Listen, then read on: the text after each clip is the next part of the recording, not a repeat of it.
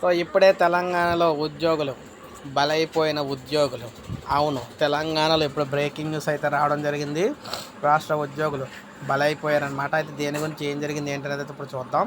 So అవినీతికి పాల్పడుతున్న పలువురు అధికారులని వివిధ చోట్ల తెలంగాణ అవినీతి నిరోధక శాఖ అధికారులు రెడ్ హ్యాండెడ్గా పట్టుకున్నారు. 18,000 లంచం తీసుకుంటూ నల్గొండ డ్రగ్ ఇన్స్పెక్టర్ సోమశేఖర్ ఏసీబీకి చిక్కారు. ఆసుపత్రిలో ఫార్మసీకి అనుమతి ఇచ్చేందుకు లంచం డిమాండ్ చేయగా సమాచారం అందుకున్న అధికారులు పక్కా ప్రణాళికతో ఆయన అదుపులోకి తీసుకున్నారు. మరోవైపు ఆర్టీసీ డ్రైవర్పై శాఖాపరమైన కేసు కొట్టివేసేందుకు హుజురాబాద్ ఆర్టీసీ డిపో మేనేజర్ 20,000 లంచం డిమాండ్ చేశారు.